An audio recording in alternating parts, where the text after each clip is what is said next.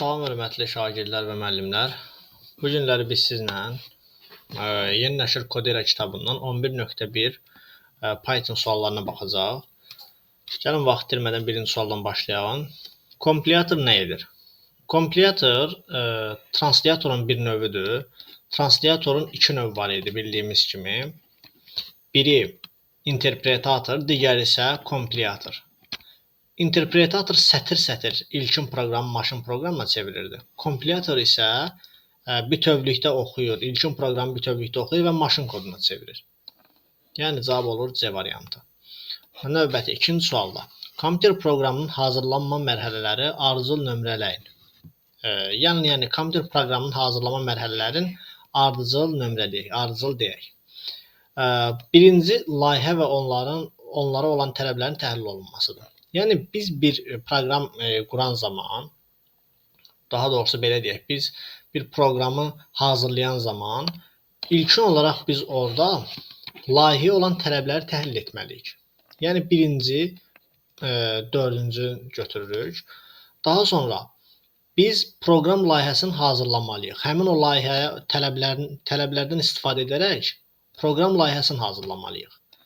Daha sonra proqramlaşdırma dilində proqram yazırıq. Yəni bir növ belə deyək də, artıq bizə verilən alqoritmik formalı məlumatlardan istifadə edərək proqramlaşdırma dilində proqram yazmalıyıq. Daha sonra keçək növbətisinə. Testlənmə və sazlama işlərini aparmalıyıq. Testlənmə və sazlama işlərindən sonra isə sonda qalır tətbiq etmə. Ən sonda isə o işləri tətbiq edirik. Yəni testlənmə və sazlama mərhələsi bilirsiniz nədir? Biz həmin yaratdığımız proqramı sanki işlədirik ki, burada nə düzgün gedir, nə düzgün getmir. Orada bunu sınaqdan keçiririk və ən sonda tətbiq edirik. Bəzi mənbələrdə sonda müşahidəni də göstərirlər. Bəzən sonda müşahidəni də göstərirlər. Müşahidəni belə deyə bilərik ki, belə ən sonda, yəni bütün işləri qurandan sonra tam olaraq həmin belə deyək də bizim işə saldığımız bir proqrama kənardan baxmaqdır. İndi bizdə burada birinci 4 gəldi. Daha sonra proqram layihəsinin hazırlanması. Bu gəldi 4, 5. Sonra gəlir proqram dilində proqramın yazılması 2, 4, 5, 2. Testlənmə və sazlama 1 və tətbiq etmə 3. 4, 5, 2, 1, 3. Cavab olur C variantı. Daha sonra növbəti suala baxaq.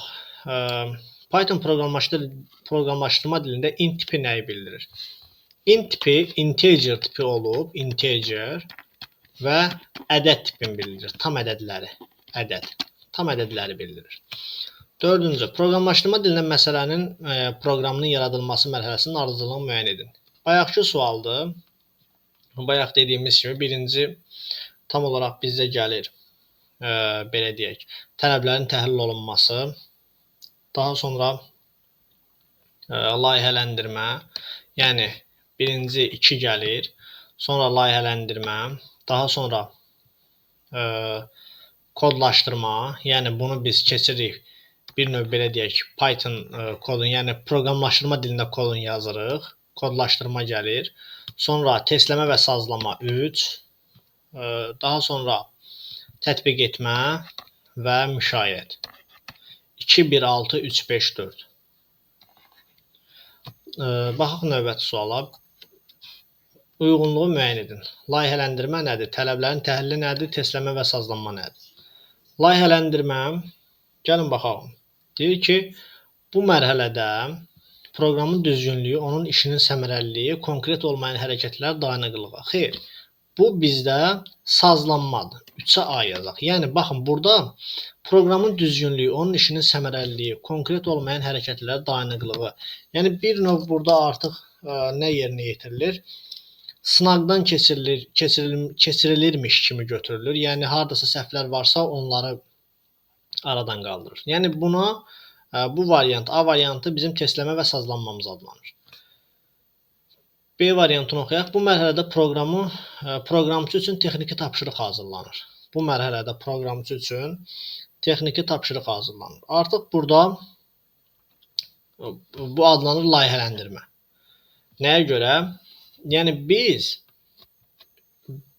tələblərin təhlil olunmasında, belə izah edim də, tələblərin təhlil olunmasında bizim işimiz üçün nələr lazımdır, nələr lazım deyil, sanki onları götür-qoy edib, yəni bir özümüz üçün belə deyək, müəyyən edirik. Layihələndirmədə isə müəyyən etdiyimiz şeylər üçün artıq biz başlayırıq bir növ alqoritmi qurmağa. Bu adlanır layihələndirmə. Yəni bu mərhələdə proqramçı üçün texniki tapşırıqlar hazırlanır. Amma C bəndini oxuyaq. Deyir, bu mərhələdə proqramın təyinatı dəqiqləşdirilir və bu mərhələnin nəticəsi əsasında layihə hazırlanır. Baxın, mən dediyim, biz burada təyinatı dəqiqləşdiririk. Yəni bizə nə lazımdır, nə lazım deyil, onu dəqiqləşdiririk, daha sonra layihə hazırlayırıq. Yəni 1-də B, 2-də də olur C. 1B, 2C, 3A. Növbəti suala baxaq. Artıq nümunələr başlayır. Test nümunələri buradan başlayır. Bayaqçılar nəzəriyyə sualları idi. Deməli, Python dilində yazılmış proqram nəticəsini müəyyən edin. Gəlin baxaq. Burada D bərabərdir. Daha başqa yerdə baxaq bir dəqiqə.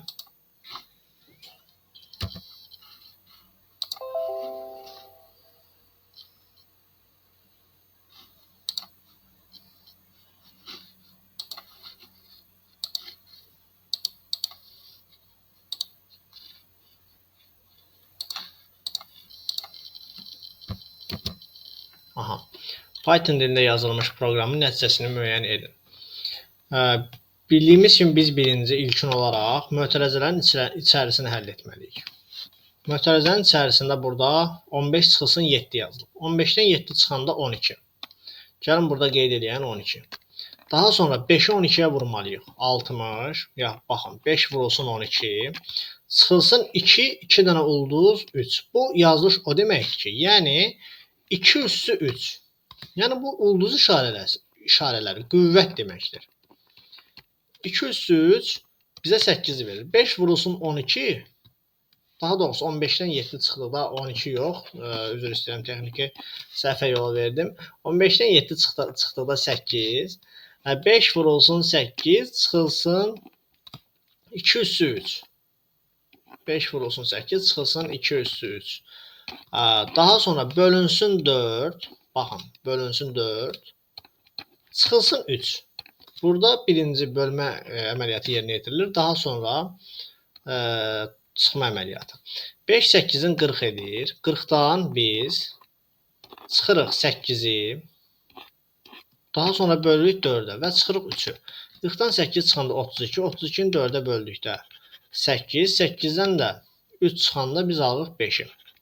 32-ni 4-ə bölürük. 8-dən 8-dən də 3-ü çıxıb alırıq 5-i.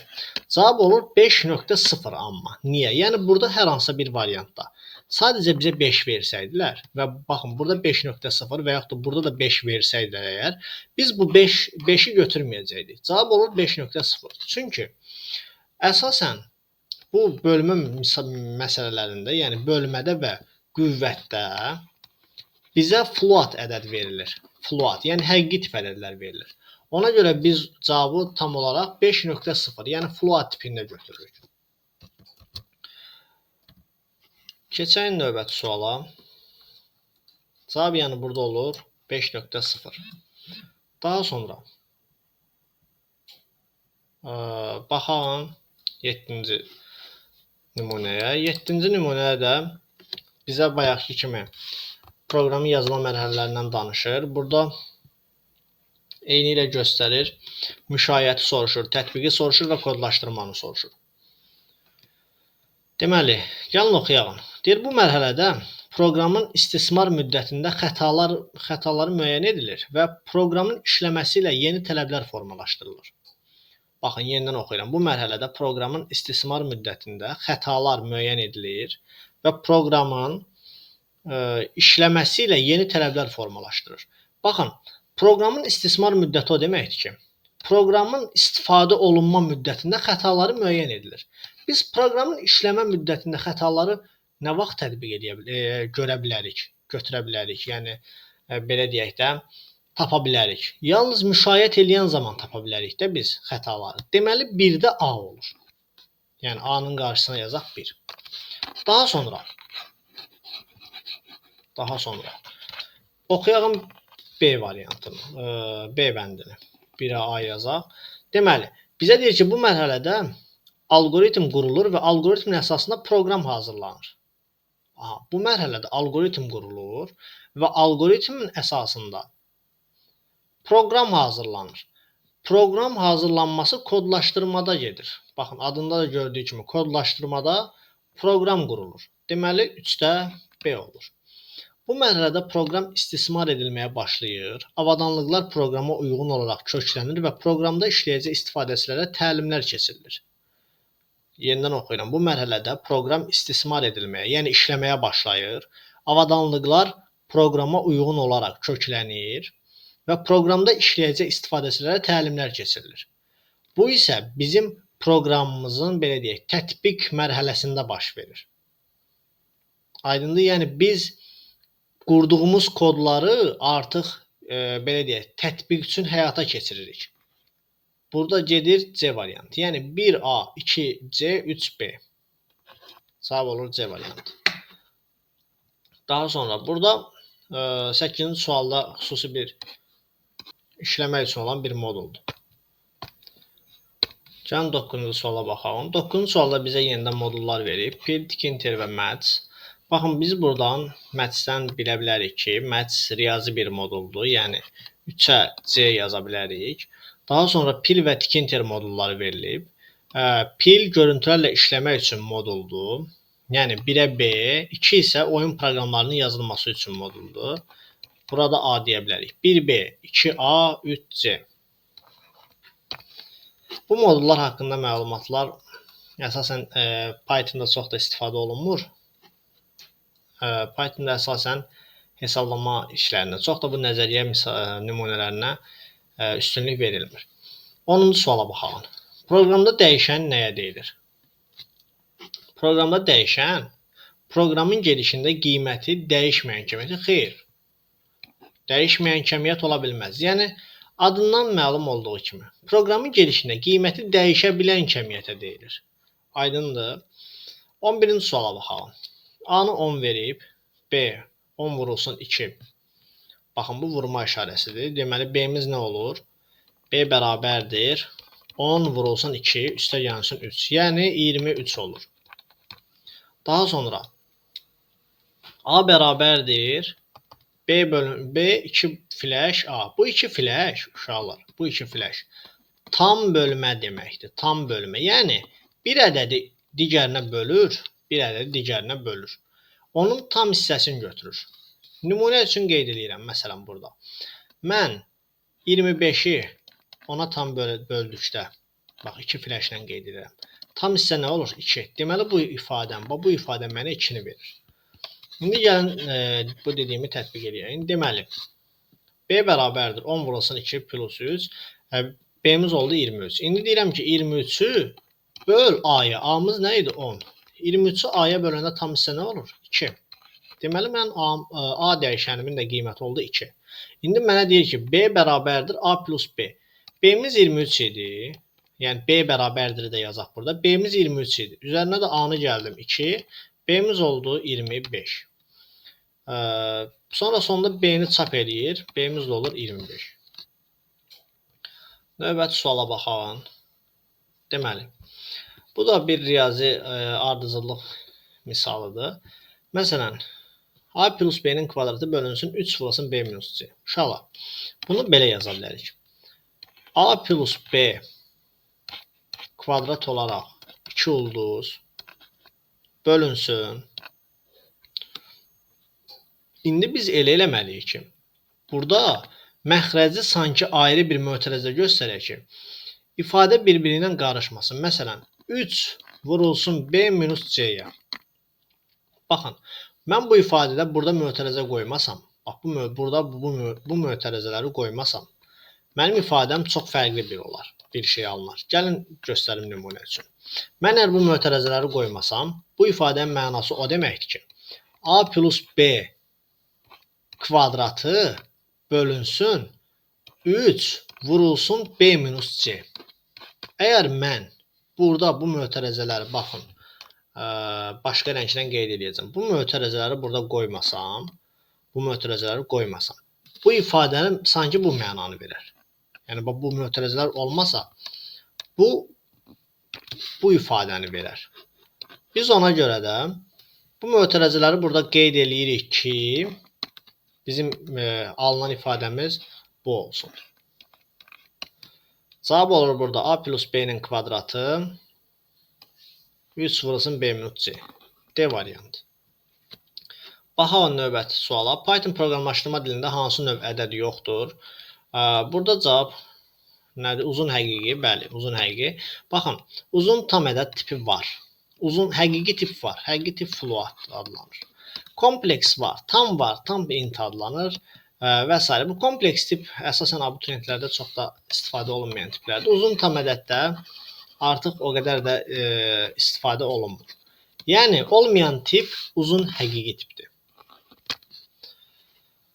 Baxalım növbəti suala. Deməli, x bərabərdir 45, d bərabərdir x plus 5. D dəyişənimiz deməli neçə olur? 45 plus 5 bərabərdir 50-yə. D dəyişənimiz oldu 50. İndi x dəyişənimiz deyir ki, x-dan çıx d-ni, yəni x-imiz 45 idi. 45-dən çıx d-ni, yəni 50-ni üzərinə 1 əlavə eləyək. 45-dən 50 çıxdıqda -5, -5-in üzərinə 1 gəldikdə isə -4. Deməli, bizim x dəyişənimiz -4 oldu. İndi x yenidən x bərabərdir d plus x. Burada biz artıq x-in köhnə qiymətini istifadə edirik. Yəni, bu x-in köhnə qiymətidir. Bərabərliyin sol tərəfində dayanan isə x-in yeni qiymətidir. Mən indi burada yazıram ki, d, yəni mənim d dəyişənimin qiyməti nə idi? 50. Burada yazıram ki, 50 üstə gəl x. X-imiz nə idi? -4. Bizim də bu ifadənin qiyməti, yəni x dəyişənin qiyməti olur 46. Cavab olur 46. Baxaq 15-ci suala. Python dilində yazılmış proqramın nəticəsini müəyyən edin. A 10-dur. Bizdən sonda B-ni istəyir. A dəyişəni verib 10. A-nın yerinə qoyaq 10. Yəni B dəyişəni bərabərdir 10 tam bölmə 3 üstə gəl 5. 10-u 3-ə böldükdə tam bölməklə bizə verəcək 3. Niyə görə 3? Çünki 10-u 3-ə böləndə tam hissə 3 olur axı. Ona görə bizə tam hissəni götürür 3. 3-ün üzərinə 5 gəlirik, olur 8. Deməli, B dəyişənimiz oldu bizim 8. İndi baxırıq A dəyişəninə. A bərabərdir. B faiz 2. Yəni, B-miz 8 idi. 8 faiz işarəsi 2. Bu faiz işarəsi də bizə qalığı verir. Yəni 8-in 2-yə bölünməsindən alınan qalıq neçədirsə, onu verir. 8-i də 2-yə böləndə 0 olur deyə bizim deməli A dəyişənimizin də qiyməti oldu 0. İndi bizə deyir ki, A üstə gəl B. Yəni A-mız 0 idi, B-miz də 8 olduğu üçün 0 üstə gəl 8, cavab olur 8. Sonda da B-ni çap edir, yəni 8-i çapa verir. Cavab oldu 8, B variantı. İndi baxaq növbəti suala. Python dilində yazılmış proqramın nəticəsini müəyyən edin. Bizə bir ədəd verib 3, 4, 5, 6. Yəni 3456. Sonra A dəyişənin birinci minə bölür. Sonra onu minə vurur. Minə bölüb tam hissəsini götürür. Sonra onu minə vurur və üzərinə həmin ədədin həmin dəyişəni ona bölünməsindən qalığı gəlir. Gəlin bu ifadəyə baxaq.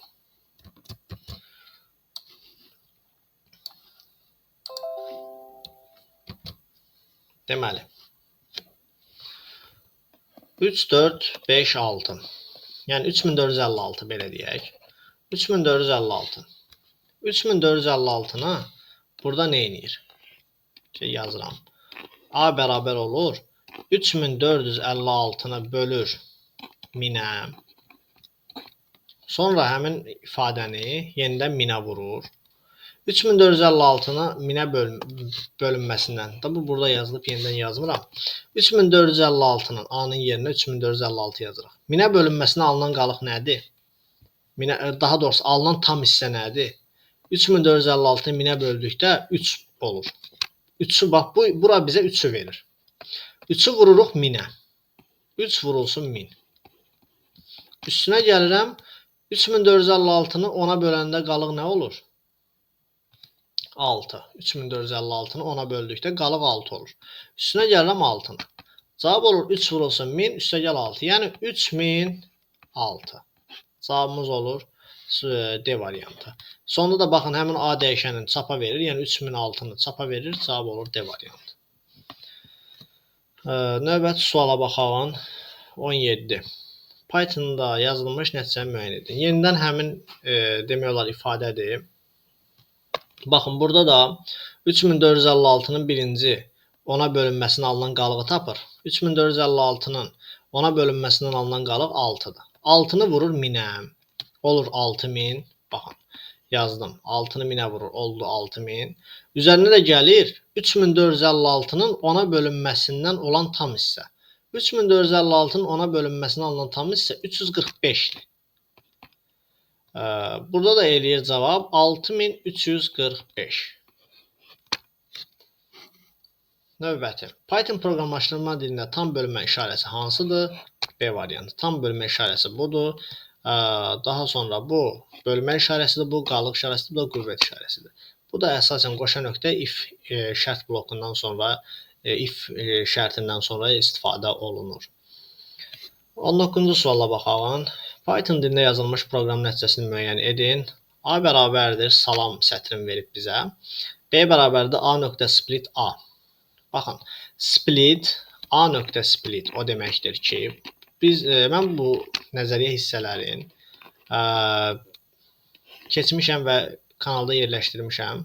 Oradan girib, yəni bunlar nə iş görür, split nədir, daha sonra digər olan əməliyyatlar hansılar nə iş görür, girib onlara baxa bilərsiniz. Amma yenidən qısa olaraq burada deyim ki, A bərabərdir A nöqtə split, yəni burada mötərizənin içərisində verilən hissədən parçalamaq mənasını verir. Yəni A nöqtə split A o deməkdir ki, bu A dəyişənini, baxın, bu A dəyişənini, buranı, hardakı A hərfi var, yəni buradakı hərf nədirsə, buradakı hərf, oradan parçala. Yəni bizim bu dəyişənimizi buradan və buradan parçalayacaq. Yəni bizdə alınacaq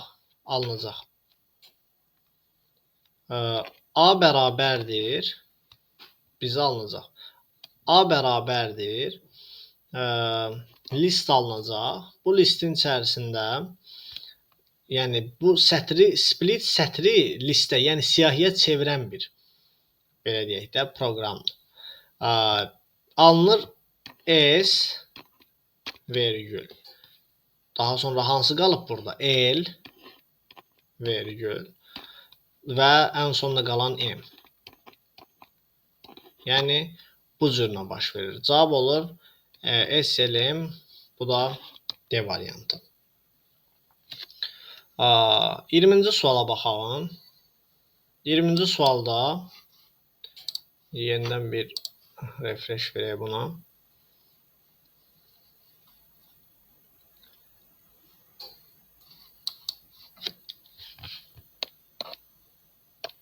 Aha. 20-ci sualda A12 onda o sətr tipində 12.5 verib bizə və bunu deyir ki, biz necə edək ki, B dəyişəninə 12 dəyəri mənimsədilsin. Baxın, bizdə sətr tipi verilib. Bax, bu ifadəmiz, bizim bu ifadəmiz sətr tipindədir. Amma sətr tipinin içərisində də həm də 12.5, yəni verilən sətr tipinin içərisində ədəd float tipindədir. Biz birinci bunu sətr tipindən floata çevirməliyik, yəni dırnaqları getməsi üçün. Bir növ belə deyim də, bu 12.5-in biz birinci bu dırnaqlarını atmalıyıq. Dırnaq işarələrini atmalıyıq. Bunları ləğv edəməliyik. Almalıyıq sadəcə 12.5-i. Bunun üçün nə etməliyik? Baxın, mən yazmalıyım bunun üçün float, bunun üçün yazmalıyım float A. B bərabərdir float A yazaq, lap A bərabərdir yazaq. Yazaq ki, A bərabərdir float A. A bərabərdir float A. Bizə bu nə verəcək? A olacaq bizə 12.5, yəni dırnaqlar gedəcək.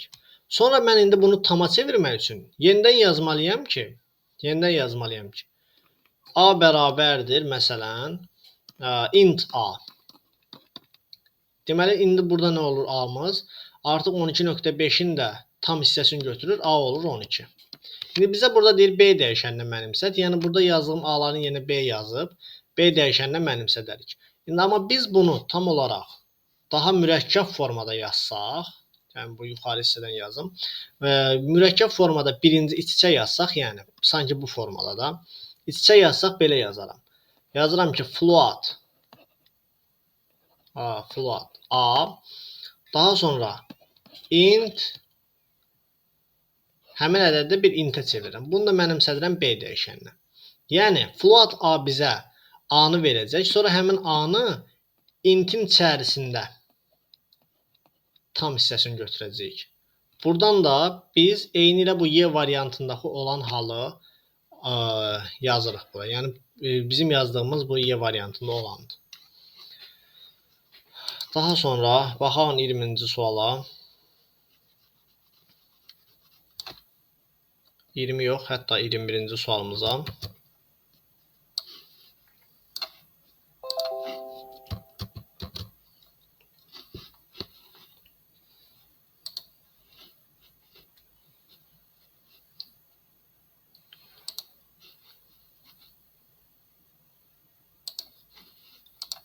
Deməli, 21-ci sualda bizə deyir ki, Python dilində yazılmış proqramın nəticəsini müəyyən edin. Bir K dəyişəni verib, K dəyişəninə hello world sətrin verib, sonra onu K split eləyir və join ilə birləşdirir. K.split bizi sətrimizi siyahıya çevirir, sətri çevirir siyahıya. Join isə əksinə siyahını çevirir sətrə. Gəlin indi baxalım. Bizə hello world verib. Hello world sözü məsələn K bərabərdir hello world-u nə edirik? K.split, yəni hardan parçalayır? Bax, splitin içərisində nə verilib? Mötərizənin içərisində. Heç nə, yəni boşluqdur sanki. Deməli, K dəyişənini boşluqdan parçalayır. Baxın, bizim K dəyişənimiz olur bu formada. K dəyişənimiz olur dırnaq içərisində hello və dırnaq içərisində world. K dəyişənimiz olur belə. Sonra bizə deyir ki, burada bu siyahını, baxın biz belə bir siyahı aldıq. Deyir bu siyahını çevir hara? Join-ə. Yəni join elə daha doğrusu sətrə çevir. İndi mən yazıram K bərabərdir. Bu join-in də işləmə prinsipi odur ki, deyir ki, join ulduz işarəsi odur ki, yəni sən bunları birləşdir. Amma aralarında nə qoy? Ulduz işarəsi. Yəni bu formada yazacağıq. Hello ulduz işarəsi world. Aydındır. Cavab olur hello world arasında da ulduz A variantı. Deməli, keçək növbəti suala.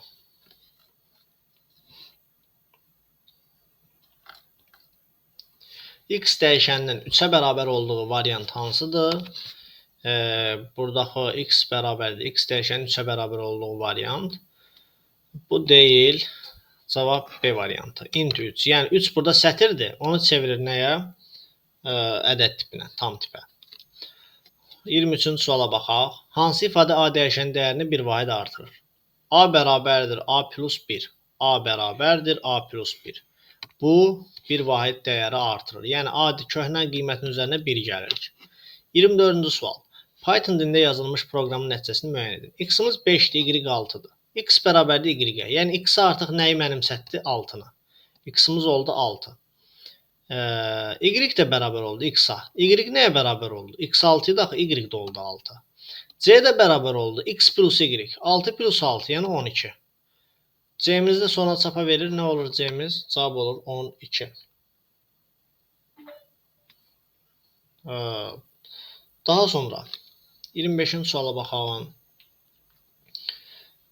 Python dilində yazılmış proqramın nəticəsini müəyyən edin. 10, 15. Baxın. Bizim ədədimiz A dəyişənimiz 10-dur. 10 üzərinə gəlirik. Int B. Bu sətr tipindədir. Int də onu ədəd tipinə çevirir. Üzərinə 15-i gəlirik. 10 üstə gəl 15, cavab olur 25. 26-cı suala baxalım. 18% 13 tam bölmə 4. Birinci biz mötərizələrin içərisini həll etdiyimizə görə 13-ü tam bölmə ilə 4-ə bölürük. Bura bizə 3-ü verir. 13-ü 4-ə böləndə tam hissə 3 olduğuna görə 3 alırıq. 18-i də 3-ə böləndə qalıq nə olur? Bu faiz işarəsi bizə qalığı verir. Qalıq olur 0. Cavab olur D variantı. 27-ci sual. Python dilində yazılmış proqramın nəticəsini müəyyən edin. City, burada sizi çaşdırmasam, bu city dəyişənimizin adıdır. Yəni dəyişənimizin adıdır. Bu city bir dəyişəndir. Yəni dəyişənin adında indi bir qaydalar vardı. O qaydaları gözləmək şərti ilə nə istəsək yaza bilərik. Aydındır? Yəni bizim city dəyişənimiz necə ki normalda A bərabərdir 5 demirik. Sanki A-nın yerinə city yazıblar. Yəni city bizim bir dəyişənimizdir. Yəni bu city dəyişəni nəyə bərabərdir? 1, 2, 3, 4 sətrinə. İndi city-nin üzərinə nəyə gəlir? .com. Biz demişik də iki sətr tipli ifadəni toplayan zaman onlar birləşir. Yəni bax məsələn A bərabərdirsə 5, B bərabərdirsə 3 sətr tipində. Mən A plus B yazanda, yəni 5 plus 3 yazanda bunları sətr tipində göstərim. Bu olur 5, 3. Yəni 53 də deməyək buna sətr tipindədir. 5, 3. Birləşirlər artıq. İkisi də sətr tipində olur. Yəni iki sətr tipini toplayan zaman onlar bir-birinə birləşirlər. İndi city dəyişəni burada yazıb. City dəyişəni nə olur? 1, 2, 3, 4-dür də. 1, 2, 3, 4-ün üzərinə nə gəlir? .com. Bunlar birləşir. Sonda çapa gedir. City çapa gedir. Yəni həmin o birləşib city dəyişəninə bunu mənimsədir. Çap eləyir. Cavab olur Y variantı. 1, 2, 3, 4.com. Yəni bu ifadələrimiz birləşir. Növbəti 28-ci suala baxaq. Yenə də burada birinci mötərizənin içərisini həll edirik. Bu mötərizənin içərisini. Baxın, burada birinci mötərizə var. Bu birinci mötərizənin içində baxırıq ki, birdən də mötərizə var deyə. Biz ən birinci içəridəkini həll edirik. 120-ni bölürük 240-a. Nə verir bizə? 2-də 1. Yəni bizə belə gedir də 2-də 1. 1 bölünsün 2 gedir. İndi burada yazılır ki 169 qüvvət üstündə 2-də 1. Baxın, sanki belə 169 üstü 2-də 1. Bu da bizə 169 üstü 2-də 1 bu ifadəni verir də. 169 kök altında 169.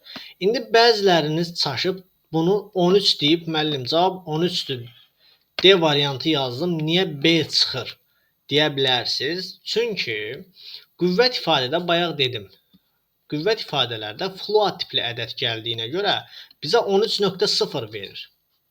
Aydındır? Ona görə biz burada D variantı deyil, B variantını götürürük. Yəni qüvvət işarədir, sonra bölmə tipləridir. Bunlarda bizə float tipində, yəni tam tipdə deyil, həqiqi tipdə ədədlər verir. Aydındır? Bunun kəsr hissəsi də olmalıdır.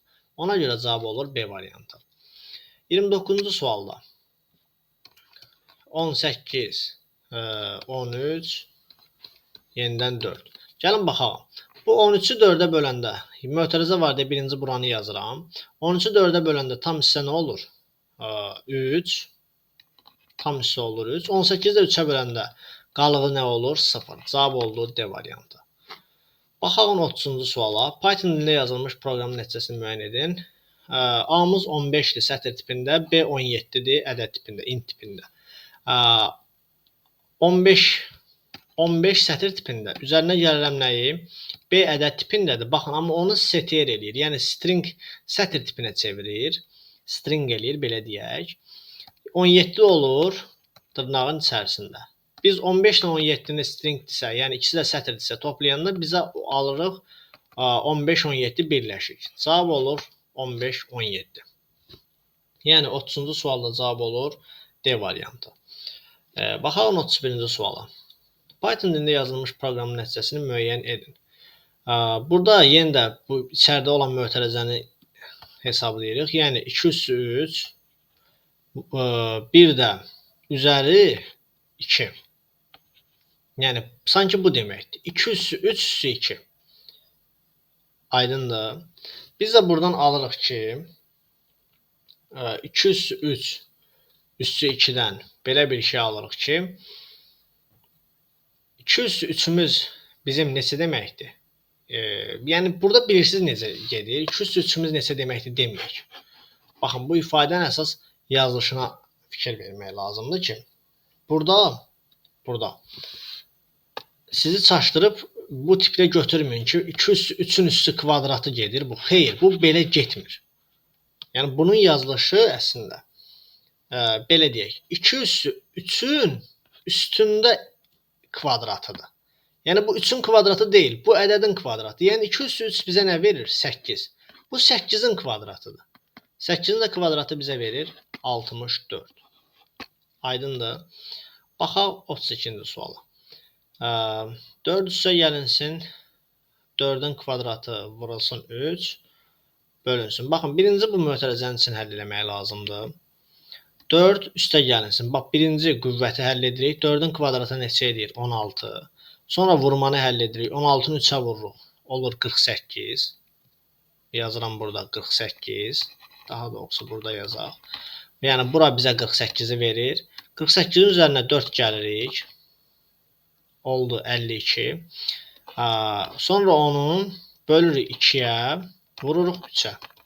Yəni 52'ni biz bölürük 2'yə, vururuq 3'ə. 52'ni 2'yə böldükdə eləyir 26. 26'nı da 3'ə vurduqda eləyir 78.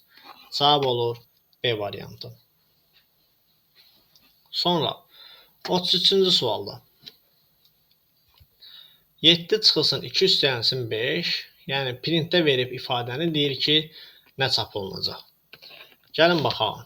Deməli, 7-dən 2 çıxanda 5, 5'in üzərinə 5 gəldikdə 10.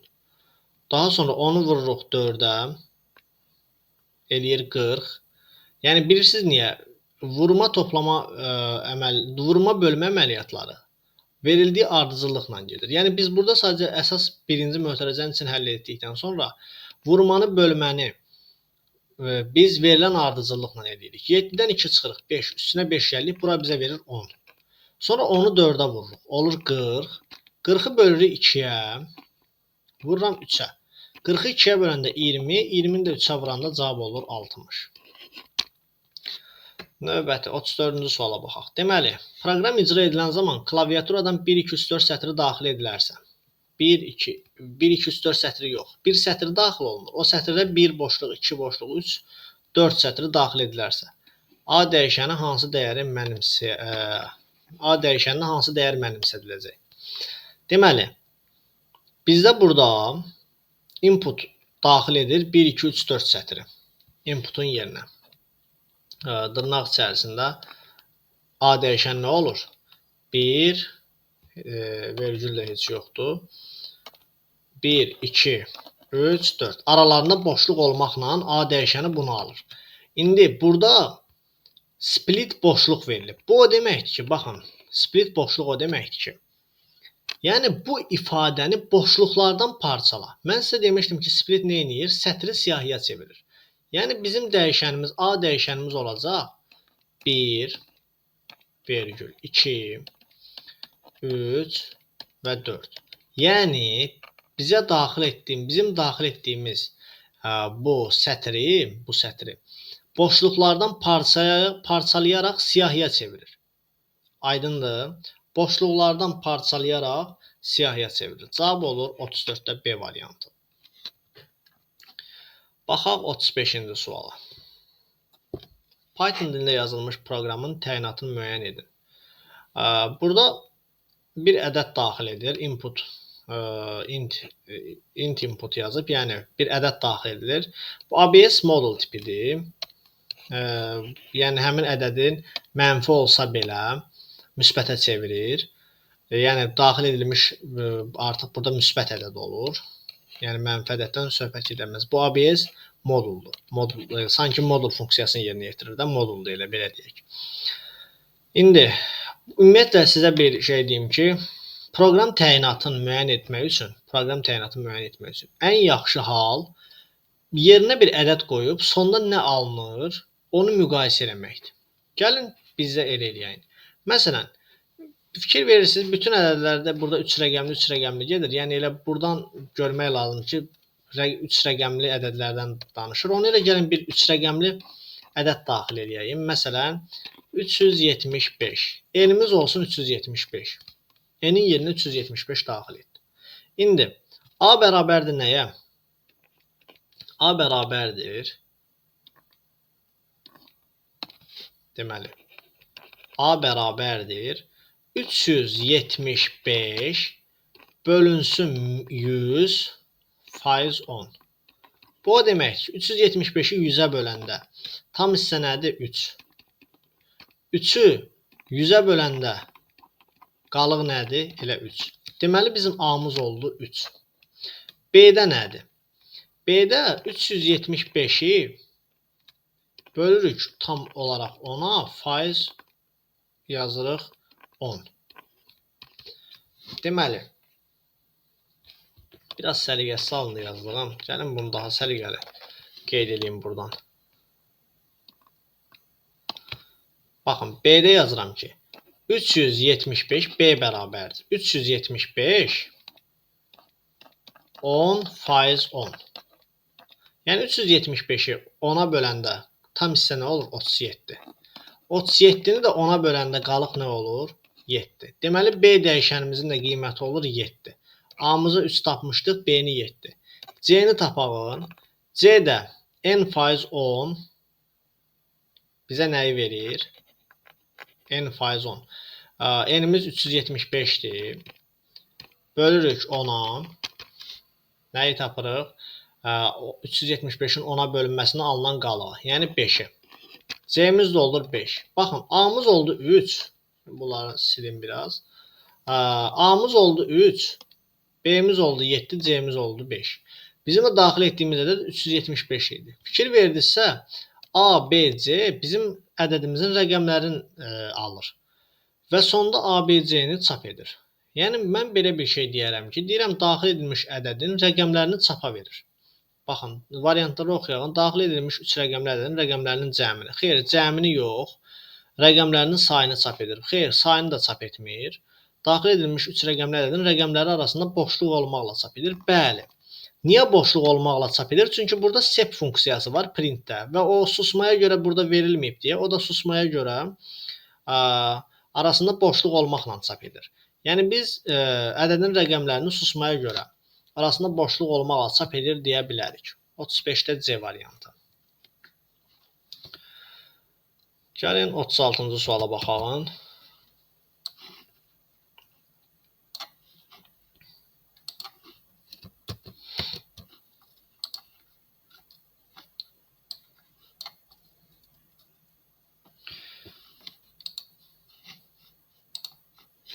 Deməli, Python proqramlaşdırma dilində aşağıdakı kimi kod yazılmışdır. Bir ədəd daxil edilir. Daha sonra bu ədədin deməli bir rəqəmin 10-a bölünməsindən alınan tam ədədi götürürlər. Sonra 10-a bölünməsindən alınan qalığı hesablayırlar. Sonra həmin ədədləri kvadrata yüksəldirlər. Yenidən 10-a bölüb qalıqları alırlar və 10-a vurub üzərinə A gəlirlər. Nəysə, bura kimi hələ ki oxudum. İndi ola bilərsə aydın olmasın. Gəlin aşağında oxuyalım. Verilmiş proqram icra edilən zaman N dəyişəni üçün klaviaturadan 2 rəqəmli ədəd daxil edilmişdir. 2 rəqəmli. Və proqramın icrasının sonunda ekrana 94 ədədi çap edilmişdir. Buna əsasən N dəyişəni üçün daxil edilə biləcək ən böyük 2 rəqəmli ədədi müəyyən edin. Yenidən oxuyaq. Buna əsasən N dəyişəni üçün daxil edilə biləcək ən böyük 2 rəqəmli ədədi müəyyən edin. Gəlin baxaq. Deməli, bizə deyir ki, daxil edilən ədəd 2 rəqəmli ədəddir. Aydındır. Yəni, burada inputda daxil edilən ədəd 2 rəqəmlidir. İndi, gəlin baxaq. 2 rəqəmli ədəd daxil edilsə, A-mız bizim nəyi alacaq? A-mız birinci rəqəmi alacaq. Yəni, 10-a bölünməsindən alınan tam hissəni. 2 rəqəmli ədədin 10-a bölünməsindən alınan tam hissə hansıdır? Birinci rəqəmdir də. Birinci rəqəm. Deməli, bizim A-mız birinci rəqəmi alacaq. B-miz nəyi alacaq? Həmin 2 rəqəmli ədədin 10-a bölünməsindən olan qalığı. Yəni ikinci rəqəmi. Gəlin bunu nümunə üzərində göstərim. Baxın. Mən n-ə daxil edirəm. Məsələn, 27. A bərabərdir. A bərabərdir. N tam bölümü 10 yazıram. Yəni 27-ni 10-a tam bölürəm. Cavab olur 2. Yəni bu birinci rəqəmi aldı. B-yə də deyirəm ki, 27-ni faiz 10. B-mizlə nə olur? 7. Aydındır. Bax, birinci rəqəm bu aldı, A aldı, ikinci rəqəmi 7, 27. İndi burada da həminki kimi. Sonra həmin ədədi qüvvətə yüksəldir. Həmin o birinci rəqəmi kvadrata yüksəldir. Birinci rəqəmi kvadrata yüksəldir.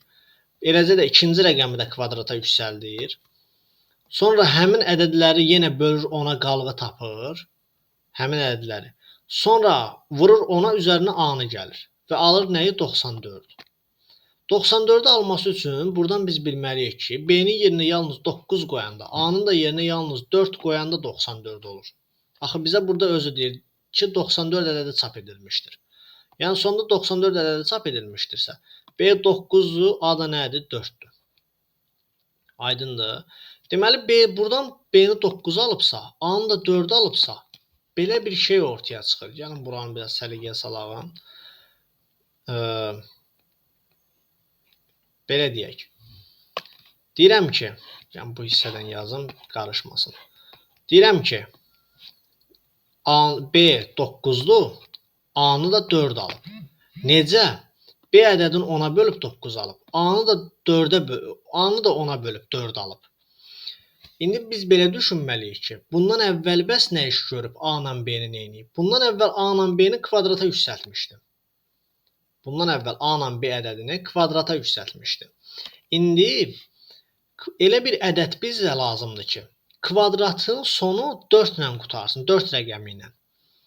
A ədədi, məsələn, elə bir A ədədi lazımdır ki bizə, bu A ədədinin kvadratı sonu 4 ilə bitsin. Eləcə də elə B ədədi lazımdır ki, bu ədədinin sonuncu rəqəmi 9 ilə bitsin. Məsələn, B-miz ola bilər 3 ilə 7, sonu 9 ilə bitir.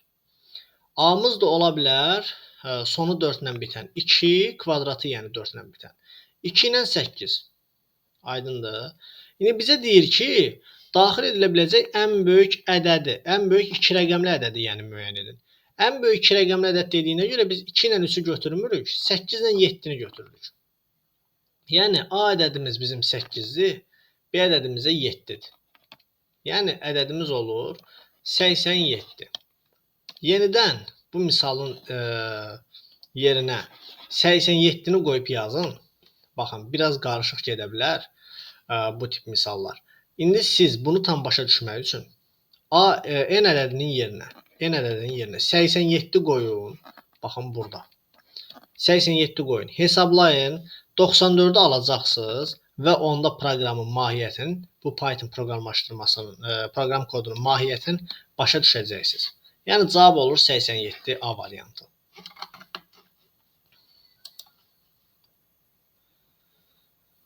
Baxaq növbəti suala. 37-ci sualda print salam flash n var. Salam necəsən yazılıb, ortada flash var. Flash n demişik ki, növbəti sətrə keçmək deməkdir. Yəni burada salama kimi gəlir, flash n-i görür, keçəcək növbəti sətrə, sonra da ecəsən sözünü yazacaq. Belə deyək, salam, sonra gələcək növbəti sətrə, ecəsəni yazacaq, cavab olacaq A variantı. Burada 38-ci sualda salam, lista, list sətri çevirir siyahıya.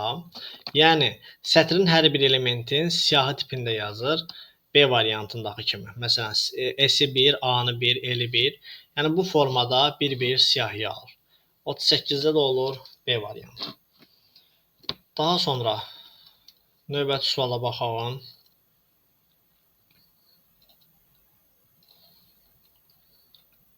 – 39-cu suala baxalım.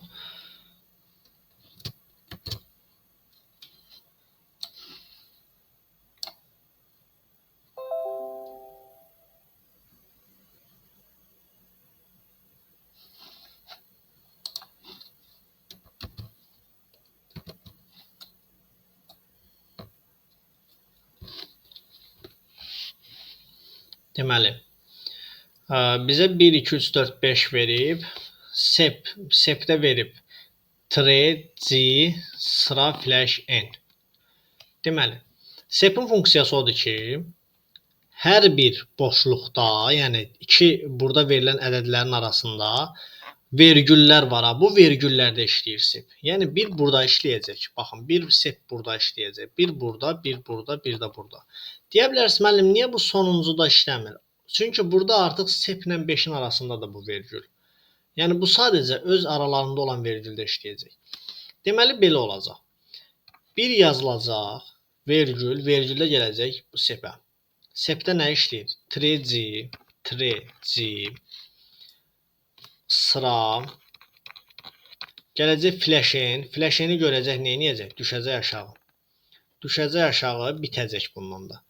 Kursor gəlib dayanacaq burada. Keçəcək 2-yə. Yazacaq bura 2. Yenidən yazacaq 2c, sıra, gələcək yenə flash-eni görəcək, düşəcək aşağı. Yenə də burada yazacaq 3c, yenə də sıra, yenə flash-eni görür, düşəcək bura. Yenə burada yazacaq 4c, sıra, düşəcək aşağı, yazacaq bura 5. Artıq baxın 5-dəki sonraki vergüldə sep işləmir deyə heç nə yazmayacaq. Yəni nəyə görə A bəndi yox, B bəndi olduğunu dedim. Baxın buradakı vergüldəki sep işləməyəcək. Aydındır? Ona görə cavab olur B variantı.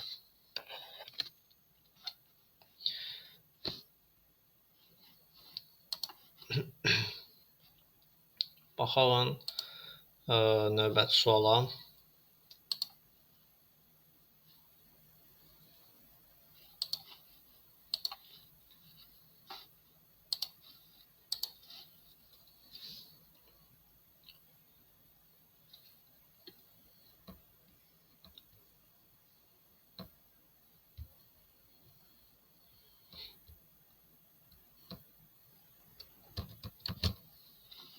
Bunu burada da yaza bilərik. Gəlin burada yazağın elə. Deməli, şəkildə düzbucaqlı formasında otlaq ərazisi verilmişdir. Baxın, otlaq ərazisi buradır. Qırmızı ilə çəkdiyim yer olsun bizim otlaq ərazimiz. Yəni, bu hissə otlaq ərazidir. İndi bizə deyir ki, bu ərazisinin ölçüsü 20-nin 50-yədir. Yəni, 20 deyək buradır, 50 də buradır. İnəyə bağlanmış ipin uzunluğu 10 metrdir. Yəni, bu ipimizin uzunluğu da 10 metrdir. İnək ən çox neçə metr ərazidə otlaya bilər? Baxın, inək harada fırlana bilər? İpi buradadır. İnəyin fırlandığı yer ancaq bu radiusu boyunca, baxın, bu 10 metrə boyunca sanki. Yəni, belə bir dairədə ancaq fırlana bilər də bu inək. Aydındır. Yalnız bu cür fırlana bilər. İndi, bu inək buralarda otlaya bilər. Baxın, burada otlaya bilər. İpi çatır, amma otlaya bilməz. Çünki bura otlaq ərazi deyil də. İndi bura bizə deyir ki, otlaq ərazi sadəcə buradır. Gəlin bu otlaq ərazini də biraz yaşıllaşdıraq. Bu heç olmasa inək də sevinsin. Buralardır məsələn. Otlaq ərazi buralardır. Amma digərləri torpaqlıqdır. Məsələn, buralar artıq otlaq ərazi deyil. Buralar nədir? Yəni, torpaqlıqdır. Yəni, ot yoxdur burada. İndi, biz bu inəyin otladığı ərazini, yəni mənim bu yaşılla yazdığım hissəni, rənglədiyim hissəni, sahəsini tapmaq üçün necə tapmalıyıq? Biz birinci, inəyin ipin radius kimi götürməliyik. Yəni, radius bərabərdir sanki 10 metr götürməliyik. Bu çevrənin sahəsini tapmalıyıq. Sonra onun 1/4-ni tapmalıyıq. Yəni, bu hissəni tapmaq üçün, yəni sadəcə bu hissəni, onun 1/4-ni tapmalıyıq. Sahə necə hesablanır? S bərabərdir P-ni belə yazaq. P-r kvadrat. Düzdür. İndi buradan tapıb onu 4-ə bölürük, bunu tapırıq. Gəlin bu yazdığımı Python kodunda yazalım. Baxın, burada yazılıb import maths. Import maths o deməkdir ki, maths modulunu qoşuram bura. Yəni, mən riyazi modulu Pythona tanıtdırıram, qoşuram. R bərabərdir 10. Bax, radiusu 10 verib. K bərabərdir maths P. Yəni, K-mıza nə deyir? P. Yəni, K-mız bizim bildiyimiz, məsələn, burada K bərabərdir P dəyişəndə sanki. Bu yazılış bunu verir. Baxın. Yəni k bərabərdir max p. Yəni k-mız p-dir. İndi s bərabərdir k vurulsun r üssü 2 bölünsün 4. Aha, baxın. K vurulsun r kvadratı bölünsün 4. S-imizi tapdıq. Həqiqətən də bizdə k da p-də axı. P vurulsun r kvadratı. Baxın, mən bunu yazmalıydım. Eyni ilə demək olar bu yazılışdır. K da bərabərdir p-yə. K vurulsun r kvadratı bölünsün 4. Buradan da S çap olunur. Bu metr kvadrat da sizi çaşdırmasın. Dırnağın içərisində yazıb ki, yəni dırnağın içərisində axı printdə yazılan hər bir şey olduğu kimi yazılır, çap olunur. Ona görə S metr kvadrat, yəni sahənin arxasında əsasən metr kvadratdan istifadə olunur deyə bu formada yazılır. Cavab olur C variantı. Baxalım 41-ci suala.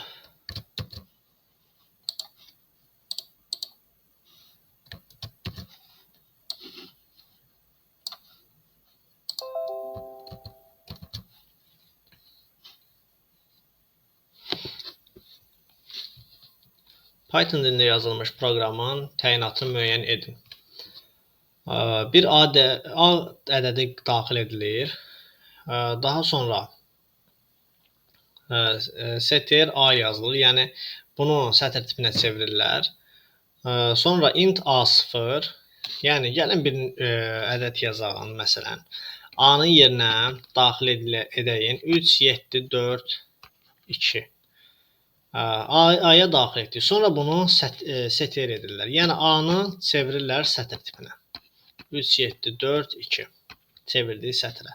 İndi burada bir şey deyim sizə. Sətirlərin nömrələnməsi sıfırdan başlayaraq nömrələnir. 0, 1, 2, 3.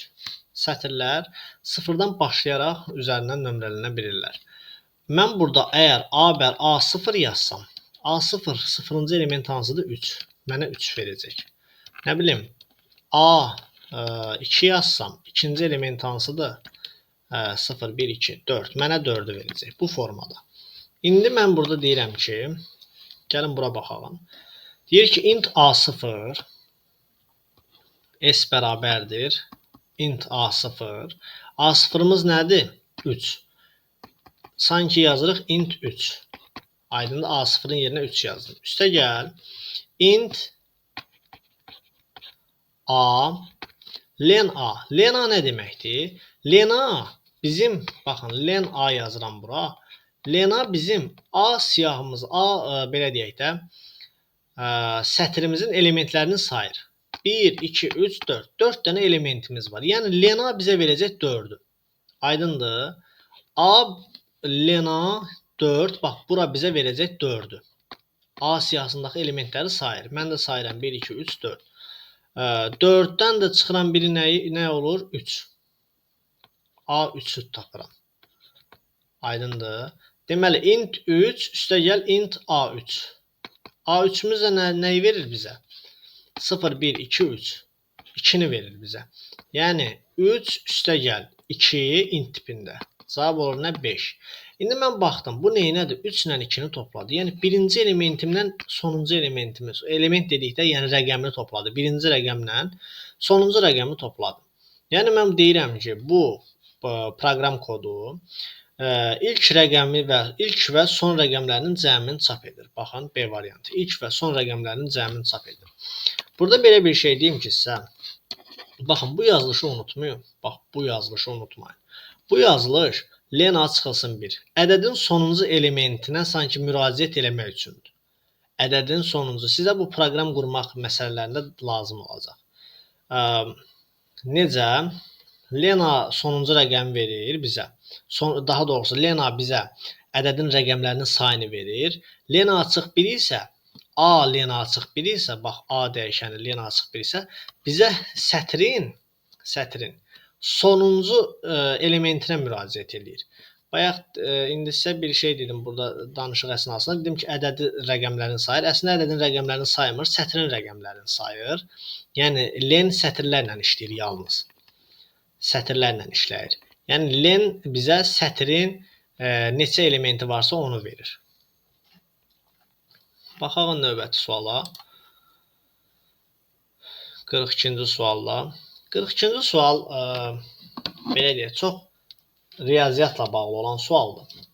Riyaziyyatla bağlı olan sualdır. Yəni burada artıq siz xüsusi bir düsturu bilməlisiniz ki, bunu istifadə edə biləsiniz. O düstur da hansıdır? İki çevrə arasında olan belə deyək də məsafə düsturudur ki, o düstur belə bir şey olmalıdır. Deməli, kök altında x1 çıxılsın x2 kvadratı da x1 çıxılsın x2-nin kvadratı üstə gəl y2 çıxılsın y1-in kvadratı. Düstur bu olmalıdır. Yəni burada belə deyək də iki çevrənin mərkəzlərinin koordinatları x1, y1, x2, y2 olaraq verilir. Bu iki çevrənin mərkəzləri arasındakı məsafəni hesablayan proqram kodu hansıdır? Yəni burada artıq biz düsturu bilib sadəcə yerinə yazırıq. Bax, ədədlər sanki daxil olur və x1, x2, y indi burada düstur səhv yazılıb. Arasında vurma yazılıb. Burada bu olacaq. Toplama. Yəni x1, x2-nin kvadratı üstə y2, y1-in kvadratı. Sonra da onu s üssü 0,5 yazmaqla kök altına salır. Aydın oldu. Yəni burada xüsusi bir düsturu bilməlisiniz. 43-cü suala baxalım. 43-cü sualda A1, B3, A dəyişənimiz olur bizim 4, B olur 4 üstə gəl. A dəyişənimiz daha doğrusu bizim 4 olur. Belə deyək, A olur 4, B olur, B'miz 3 idi. B olur 3, üstə gəl, A bölünsün 2, A-nı 2-yə böləndə 2 eləyir. B'miz olur 5. İndi A-mız 4 idi, 4 çıxılsın 5 olur -1. B'miz -1-dir, artıq B özü 5 qiymətini itirir. -1 alır yeni qiymət. A-mız bərabər olur B, yəni -1, üstə gəlsin 2 vurulsun A. 2 vurulsun 4-dəki 8 eləyir. A-mız olur 7. A-nı çapa veririk, cavab olur 7. 44-cü suala baxaq. S18, Y5. Y-imiz olur 5 vurulsun 2, 10. S-imiz də olur 18 çıxılsın 10, cavab olur 8. Daha sonra 45-ci suala baxaq. Python dilində yazılmış proqram nəticəsini müəyyən edin. A12-dir, B15-dir. Baxın, printdə yazılan zaman sadəcə A yazılırsa, bu A baxın, bu A dəyişəndir. Sadəcə A, dırnaqsız A yazılırsa bu dəyişəndir. Dırnağın içərisində yazılırsa, artıq bu olduğu kimi çap olunacaq. Aydındır. Bu dəyişəndirsə də nə olur? Dəyişənin qiyməti nədir? Burada 12. Deməli, bu dırnaqsızsa, bunun yerinə qiyməti nədirsə onu yazacağıq. Amma dırnağın içindədirsə, bunun sadəcə özünü yazmalıyıq. İndi deməli, gəlin baxalım. Bu dəyişəndir dediyim. Ona görə 12 yazıram. Sonra dırnağın içərisində üstəgəl yazılıb. Baxın, printdə dırnaq işarəsinin içərisində nə yazılırsa, o özü çap olunur. Üstəgəl yazılıb, ona görə üstəgəli çap edirəm. Sonra B yazılıb, B-ni çap edirəm. Dırnaqsız olsaydı B-nin yerinə 15 yazardım. Amma dırnaq var deyə tək sadəcə B-ni yazıram. Sonra bərabərdir çap edirəm. Daha sonra A plus B. Baxın, ikisi də dəyişəndir, görürsünüz. A da dəyişəndir, B də. Heç birində dırnaq yoxdur. Deməli, A-mız 12-dir, B-miz 15-dir. Mən burada yazıram. 12 plus 15 nə edir avtomatik olaraq? 27. Sonra nəyi çap edirəm? Arxasıca A-nı çap edirəm. A dırnağın içərisində yazılıb avtomatik özünü çap edirəm. Üstə gəlirəm B-ni. Üstünə gəlirəm B-ni. Baxın, burada bir məqam var. Bax, burada fikir verirsiniz.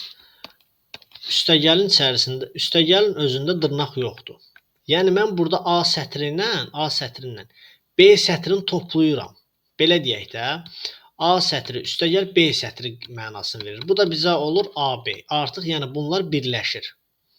Aydındır? Birləşir sətr olur. Yəni mən burada yazıram artıq AB. Bu da indi bu AB çap olunan zaman dırnaqlar da gedir deyə AB yazılır. Yəni olur ifadəmiz belə. 12 üstə gəlinsin B bərabərdir 27 AB. Cavab oldu D variantı. 46-cı suala baxaq. Anar əhədli əli. A dəyişəni anar, B əhədli. Deməli, A-nı çapa verir. A çapa sepimizdə flash n üstəgəldir. Gəlin baxaq. Deməli, bizə nə deyir? Birinci A-nı verib. Birinci A verib. A yazırıq burada anar. Sonra boşluq, vergül var. İki belə deyək, dəyişən arasında. Gəlir sep yerinə yetirir. Sepdə flash n olur deyə düşür aşağı. Aşağı düşəndən sonra üstəgəl var deyə bir dənə üstəgəl yazırıq. Sonra gəlir B-ni çap edir. B-ni çap eləyir, yazırıq əhədli. Əhədlidən sonra gəlir sepi icra edir. Yenə flash n-i görür, düşür aşağı. Yenə plusu görür, plus yazır bura. Sonra gəlir C-ni çap edir. C də olur eli. Anar, əhədli, əli. Cavab burada bu deyil. Burada sonda plus var. Bu da deyil. Bu da deyil. Bunlarda flash n-lər var. Cavab olur Y variantı. Daha sonra 47-də. 47-ci sualda A dəyişəni ABC sətrinə bərabərdir. ABC dəyişəni isə A sətrinə bərabərdir. XX dəyişəni isə A dəyişəninin qiymətinə. A dəyişəni nədir bizdə? ABC sətri. Deməli, XX dəyişəni elə bərabərdir ABC sətrinə. Aydındır? ABC sətri nəyə bərabərdir? XX dəyişəni. XX dəyişəni nə oldu? ABC. Onda deyirəm ki, ABC sətri elə həm də nəyə bərabərdir? ABC sətrinə. ABC dəyişəni daha doğrusu nəyə bərabərdir? ABC sətrinə. İndi dırnağın içində yazılanlar olduğu kimi çapa gedir. Dırnağın içində yazılmayanlar isə dəyişəndir. Bu öz qiymətləri ilə çapa gedir. ABC dırnağın içində yazılmayıb. Qiyməti nədir? Sətrin içində, dırnağın içində ABC. Onda mən burada onun qiymətini yazıram. Sonra AA dəyişəninin qiyməti nədir? Yenə ABC. Onda burada ABC yazıram. Baxın, bu ABC, bu bunun dəyişəni yenə ABC. XX da özü avtomatik olaraq necə çap olunur? Elə XX. Çünki dırnağın içərisindədir. Cavab olur ABC, ABC, ABC, XX. Y variantı. Gəlin yenidən izah edeyim bunu. Ola bilər biraz çaşqınlıq yaratsın sizdə. Baxın. Dedim ki, dırnaq içərisində olanlar sətirlərdir. Dırnaqsız olanlar isə dəyişənlərdir. Dəyişənin həmişə bir qiyməti olur. İndi A dəyişəni ABC sətrinə, ABC sətri AA sətrinə, ABC dəyişəni isə AA sətrinə. XX dəyişəni də A dəyişəninə. A dəyişəni də bizə nədir? ABC. Ona görə mən buraya yazıram ABC sətri. İndi ABC dəyişəni XX-ə bərabərdir. XX nəyə bərabər oldu? ABC-yə. Onda elə burada ABC yazıram. İndi yerinə qoyun da. ABC-nin yerinə nə qoyuruq? Baxın, elə ABC. AA-nın yerinə nə qoyuruq? Yenə ABC. XX də dırnağın içində də olduğu kimi özü yazılır. Cavab olur Y variantı. 48-ci suala baxaq. Python dilində yazılmış proqramın nəticəsini müəyyən edin. A bərabərdir B çıx C, B bərabərdir CA. Bunlar sətr tipindədirlər. Deməli, bizə B-ni verib. B-nin yerinə nə yazırıq? B-nin yerinə yazırıq. B dəyişənində nə var? C çıxa. C çıxılsın A. Sep, bax, burada vergül var. Sep icra olunacaq. Sepə nə verib görün bizdə? A çıx B. Sepə də yazıram A çıx B. Birləşik formada. Onun arxasıca. İndi, sonra gəlir A dəyişənini tapır. A dəyişəni nədir? B çıx C. Yenə B-nin arxasıca. B çıx C. Sonra deyir üstəgəl. Üstəgəl. Nəyi? A sətrin. Üstünə də gəlirik A sətrin. Yəni, belə baxaq ki, C çıxılsın AA, çıxılsın BB, çıxılsın CA. Cavab olur B variantı. Sonuncu sual, 49-cu sual. Buna da baxalım. Burada proqram fraqmentinin icrası nəticəsində Z bərabərdə 35 alınmışdır. X-in ilkin ala biləcəyi ən böyük 2 rəqəmli ədəd neçədir? Proqram fraqmentinin icrası nəticəsində Z 35 alınmışdır. X-in ilkin ala biləcəyi ən böyük 2 rəqəmli ədəd neçədir? Gəlin baxaq görək bu nə iş görüb ki, X-i vurub Y-ə 35 yazıb. Deməli mənim X-im neçə ola bilər? 7 ilə 5 ola bilər də. Yəni ya X 7 ola bilər, Y 5 və yaxud da əksinə. Amma bizə dediyinə görə ki, ilkin X-in ala biləcəyi ən böyük qiymət, ən böyük 2 rəqəmli ədəd neçədir? Gəlin biz belə baxalım. Deməli X-a bir qiymət daxil edirik, ilkin qiymət. Y-ə də bir qiymət daxil edirik. Daha sonra bunları 10-a bölünməsindən qalığını alırıq. Yəni 2 rəqəmli bir ədədin 10-a bölünməsindən alınan qalıq onun sonuncu rəqəmləridir. Deməli, mənim X-im 7 deyək, Y-ə də 5 deyək, sonuncu rəqəmlərinə ha. 10-a bölünməsindən alınan sonuncu rəqəmlərinə. Sonra 5-i də vuranda 7-yə elə 35 eləsin. İndi, niyə müəllim X-a 7 verdiniz, Y-ə 5? Çünki ona görə ki, ilkin ala biləcək ən böyük qiymət dediyinə görə X-a böyük qiymət verdim. X-im oldu 7. İndi, mən X-in yerinə neçə yaza bilərəm ki, ona bölünəndə qalığı 7 olsun. Amma ən böyük ədəd. Yəni, X-in yerinə ən böyük hansı ədədə yaza bilərəm ki, ona böləndə qalığı 7 olsun. Əlbəttə ki, 97-ni yaza bilərəm. 97-dən kiçiklərini də yaza bilərəmmi? Bəli. Amma mən 97-ni yazıram X-in yerinə. 97-ni bölürəm 10-a, sonu 7 eləyir. 7 indi Y-ə də hər hansısa bir ədəd daxil edirik, amma axırıncı rəqəmi 5 ilə olsun da. Yəni burasını X yazıram, istədiyimiz bir şey ola bilər. Amma sonuncu rəqəmi 5 ilə bitsin deyə sonu 5 olmalıdır.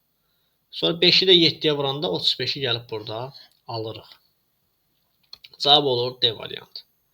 Ümid edirəm faydalı olar hər biriniz üçün. Sağ olun.